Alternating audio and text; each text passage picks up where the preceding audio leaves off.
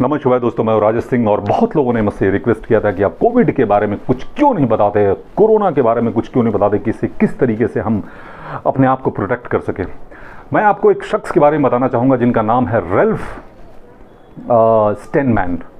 इनको नोबेल पुरस्कार मिला था। ये एक ऐसे शख्स हैं जो पहली बार, मतलब मरने के बाद इनको नोबेल पुरस्कार मिला है। नोबेल पुरस्कार का पैरामीटर यह है कि जो जीवित रहते हैं सिर्फ उनको ही दिया जाता है। धरती पर पहली बार इन्हें न रहने के बाद नोबेल पुरस्कार से सम्मानित किया गया है। पता है क्यों?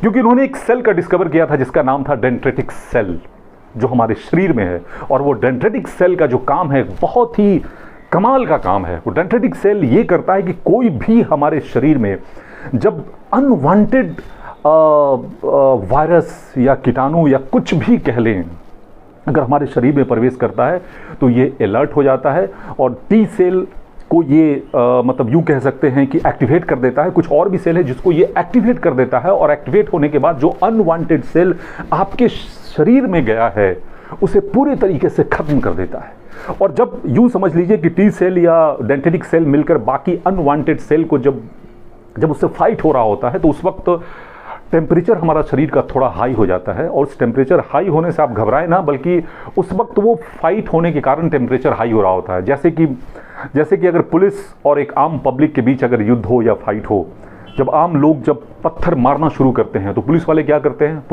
करते हैं कि आंसू गैस छोड़ते हैं। आंसू गैस से जो पत्थर मारने वाले होते हैं वो बिल्कुल मतलब उन्हें कुछ दिखता नहीं और या तो भाग जाते हैं या तो वो शांत हो जाते हैं। ठीक उसी तरीके से जब ये फाइट हो रहा होता है डेंड्रिटिक सेल और टी सेल के मतलब बाकी अनवांटेड सेल के बीच, तो जब टेम्परेचर हाई होता है तो टेम्परेचर हाई होने के कारण मतलब उसे कुछ समझ में नहीं आता और वो मतलब डिस्ट्रॉय होने लगते हैं और वो टूटने लगते हैं और धीरे धीरे वो ख़त्म हो जाते हैं। तो ये बहुत ही इंटरेस्टिंग चीज़ है जो मैंने सोचा आपको शेयर करूँ। और कोरोना या कोविड भी तो एक वायरस ही है ना, और किसी भी तरह के वायरस को ये प्रोटेक्ट करता है। इसलिए हमें किसी भी तरीके से डेंड्रिटिक सेल को हमारे शरीर में जिंदा रखना बहुत ज़रूरी है। लेकिन अननोइंगली हमें पता नहीं है और हम उसे डिस्ट्रॉय करते रहते हैं। जैसे कि अनवांटेड केमिकल्स अगर हम काफ़ी इस्तेमाल करते हैं, जैसे कुछ लोग होते हैं परफ्यूम बहुत इस्तेमाल करते हैं। अगर परफ्यूम का बार बार आप इस्तेमाल कर रहे हैं तो उससे भी जो डेंड्रिटिक सेल है वो ख़त्म हो जाता है। या बालों में शैम्पू बार बार लगा रहे हैं, या किसी भी तरीके का मेडिसिन जो बार बार आप यूज़ कर रहे हैं, या हाथों में जो है आप हाथों में अगर सैनिटाइजर अगर बार बार हम इस्तेमाल कर रहे हैं तो उससे भी जो है डेंड्रिटिक सेल जो है ख़त्म होने लगता है। तो डेंड्रिटिक सेल को बचाएं और अपने इम्यून सिस्टम को बढ़ाएं। इम्यून सिस्टम बढ़ाने का कई सारे उपाय हैं, हमने बताए हैं पिछले एपिसोड में।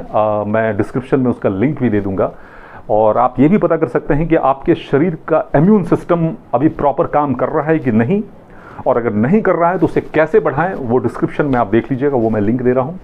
और अगर डेंड्रिटिक सेल को अगर आपने जीवित रखा और काफ़ी मात्रा में अगर आपके अंदर है तो फिर आप इन जो कोविड है या कोरोना के हैं या जो भी कहें, चाहे किसी भी तरह के अनवांटेड वायरस से आप बच सकते हैं और बिल्कुल स्वस्थ रह सकते हैं। सो नमः शिवाय, गॉड ब्लेस यू। सब्सक्राइब अगर नहीं किया है तो ज़रूर कीजिएगा, बेल आइकॉन ज़रूर क्लिक कीजिएगा ताकि इस तरह की इन्फॉर्मेशन आपको मिलता रहे। फिर हम अगली बार किसी नई जानकारी के साथ मिलेंगे। नमः शिवाय, बाय।